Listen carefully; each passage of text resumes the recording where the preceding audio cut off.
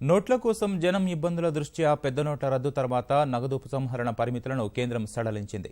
రద్దయిన నోట్ల మార్పిడి, ఏటీఎంల ద్వారా నగదు ఉపసంహరణ మొత్తాన్ని పెంచింది. కొత్త నోట్లకు డిమాండ్ పెరుగుతున్న వేళ ఇవాళ బ్యాంకులు పనిచేయడంపై సందిగ్ధం నెలకొనగా పౌర సేవల బిల్లులకు పాత నోట్ల చెల్లుబాటు అవకాశాన్ని ఈ నెల 24 వరకు పొడిగించింది.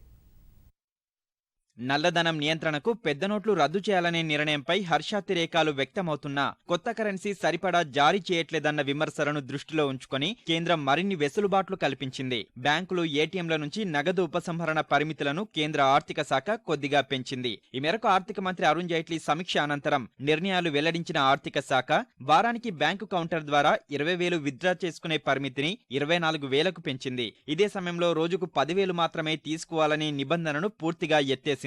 బ్యాంకు కౌంటర్లలో రద్దయిన 500, 1,000 రూపాయల నోట్లను రోజుకు 4,000 రూపాయలు మాత్రమే మార్చుకోవాలని పరిమితుండగా 4,500 రూపాయలకు పెంచింది. ఇక ఏటీఎంలలో రోజుకు 2,000 రూపాయలు విత్డ్రా పరిమితిని కూడా 2,500కు పెంచింది. పెరిగిన మొత్తాలను అందించడానికి తగిన చర్యలు చేపట్టాలని బ్యాంకులకు సూచించిన ఆర్థిక శాఖ చిట్ట చివరి వ్యక్తికి నగదు అందేలా చూడాలని కోరింది. క్రెడిట్, డెబిట్ కార్డుల వాడకం పెంచేలా చూడాలని సూచించింది. మరోవైపు పింఛనుదారులు ఏటా నవంబర్లో సమర్పించాల్సిన లైఫ్ సర్టిఫికేట్ తుది గడువును వచ్చే ఏడాది జనవరి 15 వరకు పొడిగించింది. పెద్ద నోట్లు రద్దు చేసిన తర్వాత 4 రోజుల్లో 3 లక్షల కోట్ల పాత నోట్లు బ్యాంకుల్లో జమైనట్లు వెల్లడించిన ఆర్థిక శాఖ వినియోగదారులకు 50,000 కోట్ల నగదును పంపిణీ చేసినట్లు పేర్కొంది. ఇక ముందు బ్యాంకుల్లో నగదు మార్పిడి కోసం దివ్యాంగులు, వృద్ధులకు ప్రత్యేక క్యూలైన్ ఏర్పాటు చేయాలని బ్యాంకులకు సూచించింది. దేశవ్యాప్తంగా ఉన్న అన్ని ఏటీఎంలలో సాఫ్ట్వేర్ అప్డేట్ చేసేందుకు మరికొంత సమయం పట్టనున్నందున ఇప్పటి వరకు అందుబాటులోకి వచ్చిన ఏటీఎంలు జనం రద్దీని ఏమాత్రం తట్టుకోలేకపోతున్నాయి. నగదు నింపిన గంటల వ్యవధిలో ఖాళీ అయిపోతున్నాయి.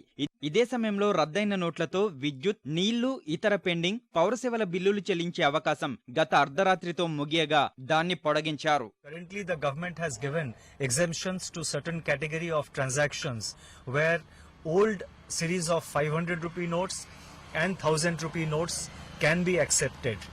This limit for such exemptions is being extended from 14th November midnight to 24th November midnight. This is only to ensure greater public convenience and keeping in mind the representations which we have received. ఇవాళ సెలవు దినంగా ప్రకటించిన తెలంగాణ ప్రభుత్వం రాష్ట్రంలోని అన్ని ప్రభుత్వ ఖజానా కార్యాలయాలు, స్టేట్ బ్యాంక్ ఆఫ్ హైదరాబాద్ శాఖలు తెరిచే ఉంచాలని ఆదేశాలు జారీ చేసింది. ఖజానా కార్యాలయాలు, ఎస్బీహెచ్ శాఖల్లో పౌరులు ప్రభుత్వానికి చెల్లించాల్సిన బకాయిలు, బిల్లులు చెల్లించుకోవచ్చని తెలిపింది. ఎస్బీహెచ్ బ్యాంకుల్లో ఇవాళ కేవలం చెల్లింపులు మాత్రమే స్వీకరిస్తారని, ఎలాంటి నోట్ల మార్పిడి ఉండదని స్పష్టం చేసింది. తెలంగాణలో 113 ఎస్బీహెచ్ శాఖల్లో చెల్లింపులు సాఫీగా సాగేలా ఆయా బ్యాంకు శాఖల వద్ద బందోబస్తు చర్యలు చేపట్టాలని డీజీపీ నుంచి పోలీస్ కమిషనర్లు, ఎస్పీలకు ఆదేశాలు వెళ్లాయి.